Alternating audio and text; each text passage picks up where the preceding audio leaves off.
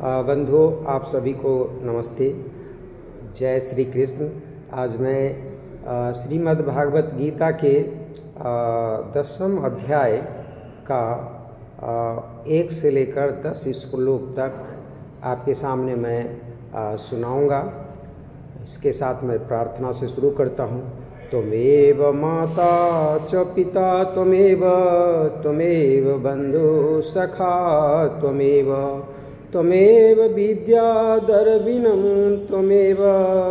त्वमेव सर्वमं देव।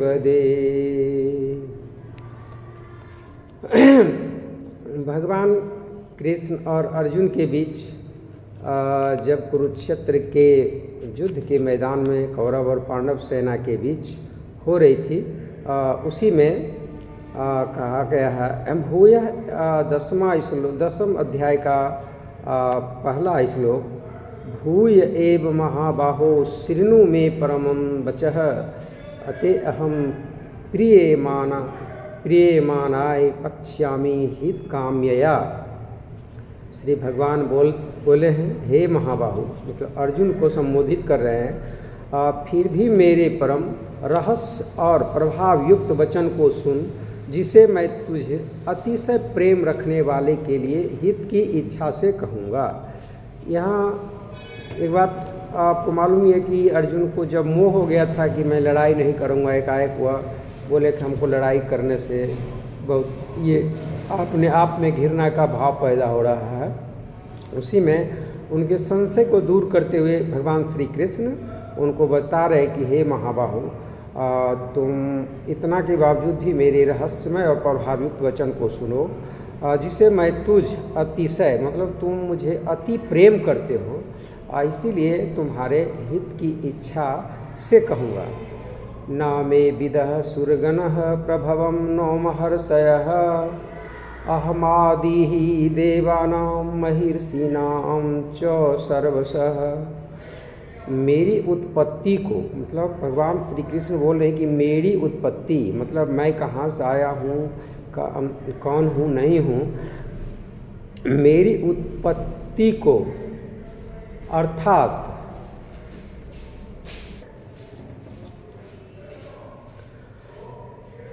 तो भगवान बोले हैं कि मेरी उत्पत्ति को अर्थात लीला से प्रकट होने को देवता लोग जानते हैं।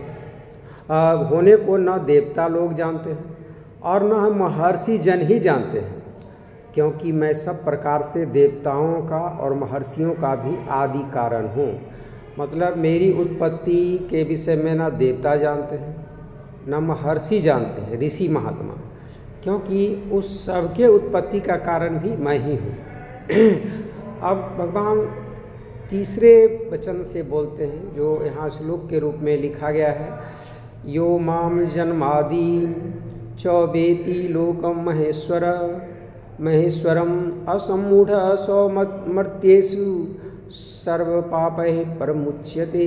जो मुझको अजन्मा अर्थात वास्तव में जन्म रहित अनादि और लोकों का महान ईश्वर तत्व से जानता है, वह मनुष्यों में ज्ञानवान पुरुष संपूर्ण पापों से मुक्त हो जाता है। भगवान कह रहे हैं कि जो मुझको अजन्मा मतलब जो गर्भ से जन्म नहीं लेता है, तो वैसा अगर जो जानता है अर्थात वास्तव में जन्म रहित अनादि उसको कहते हैं जो आदि रहित, जिसका न प्रारंभ होता है, प्रारंभ होता ही नहीं, प्रारंभ हो एवं सबका कारण हो, लेकिन वो सबका कारण हो, उसी को अनादि बोला जाता है।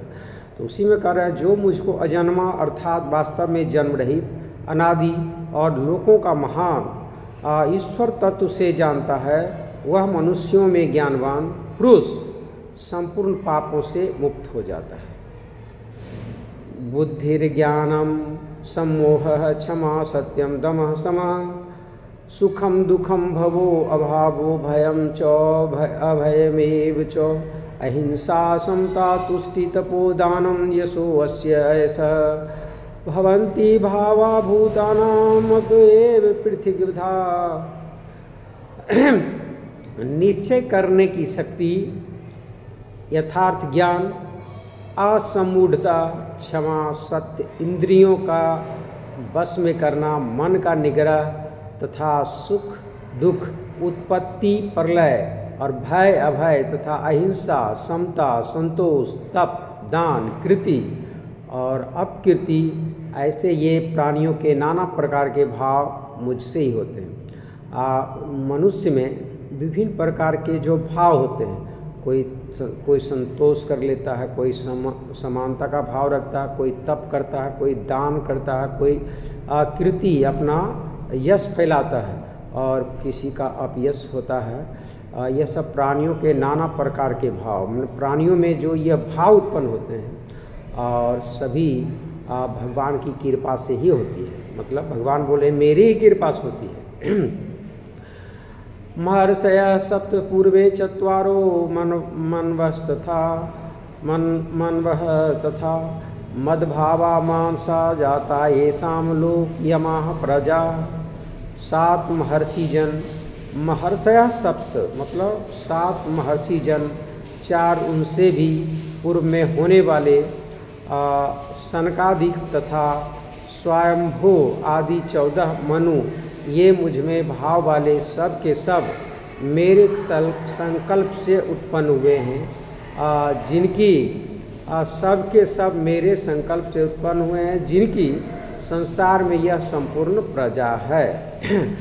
एतां विभूतिम योगम च मम यो वेति तत्वतः सो अविकम्पेन योगेन युज्यते नात्र संशय।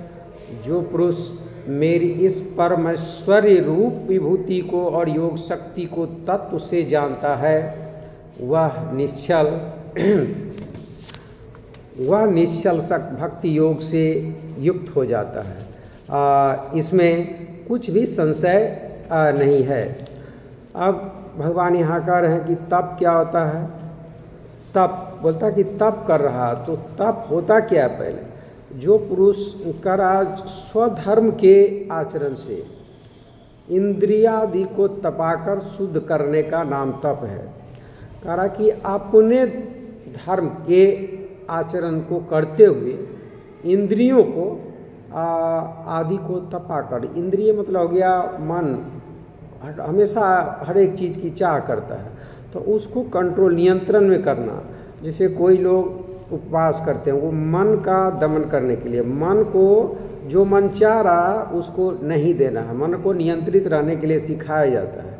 कभी कभी कोई फास्टिंग करते हैं, कभी कभी कोई अस्वाद भोजन करते हैं और बहुत तरह के तप का वो अपने से लोगों को ये लगता है कि मैं ऐसा करूं तो मेरा मन कंट्रोल में रहता है। जिस तरह से एक गाड़ी पर बैठा हुआ ड्राइवर अपने अनुसार गियर लेता है, कब गियर लेना है, कब ब्रेक लेना है, तो उसी तरह से अपने मन को नियंत्रित करने के लिए, इंद्रियों को नियंत्रित करने के लिए कोई जीवात्मा जो कर्म करता है उसी को बोला जाता है स्वधर्म।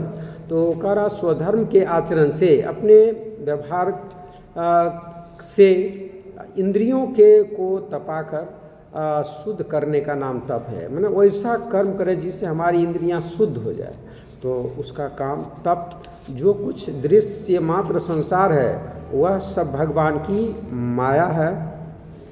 जो कुछ संसार में देखा जाता है यह सब भगवान की माया है, और एक वासुदेव भगवान ही सर्वत्र परिपूर्ण है। यह जानना ही तत्व से जानना है, और हमें यह जानना है कि भगवान ही सर्वत्र हैं। गॉड इज ऑलमाइटी, भगवान सर्वव्यापी होते हैं। यह भावना मन में रखकर जो मुझे तत्व से जानता है, मुझ वासुदेव के लिए ही जिन्होंने अपना जीवन अर्पण कर दिया है, उनका नाम है मदगत प्राणा।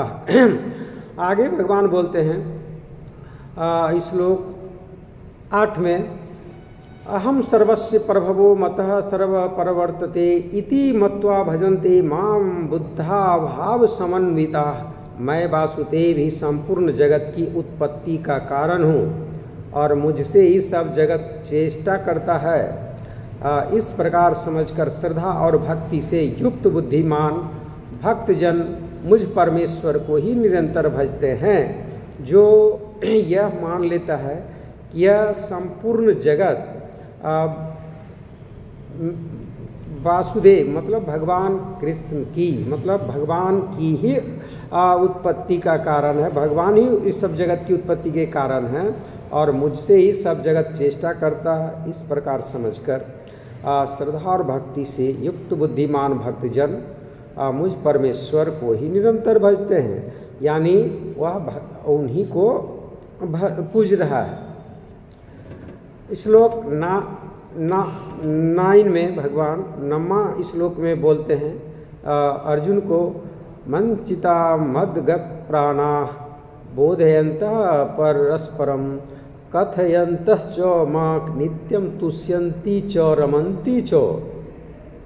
निरंतर मुझ में मन लगाने वाले और मुझ में ही प्राणों को अर्पण करने वाले भक्तजन मेरी भक्ति की चर्चा के द्वारा आपस में मेरे प्रभाव को जानते हुए तथा गुण और प्रभाव सहित मेरा कथन करते हुए ही निरंतर संतुष्ट होते हैं और मुझ वासुदेव में ही निरंतर रमन करते हैं। कहा कि निरंतर मुझ में मन चिता मदगत प्राणा, मदगत प्राण मतलब अभी बताए थे कि जिन्होंने मुझ वासुदेव के लिए मतलब भगवान के लिए जिन्होंने अपना जीवन अर्पण कर दिया उसको बोलते हैं मदगत प्राणा। तो निरंतर मुझ में मन लगाने वाले और मुझ में ही प्राणों को अर्पण करने वाले भक्तजन मेरी भक्ति की चर्चा के द्वारा आपस में मेरे प्रभाव को जानते हुए तथा गुण और प्रभाव सहित मेरा कथन करते हुए ही निरंतर संतुष्ट होते हैं और मुझ वासुदेव में ही निरंतर रमन करते हैं। तेषां सततयुक्तानां भजतां प्रीतिपूर्वकं ददाति बुद्धि योगं तं येन मामुपायन्ति ते।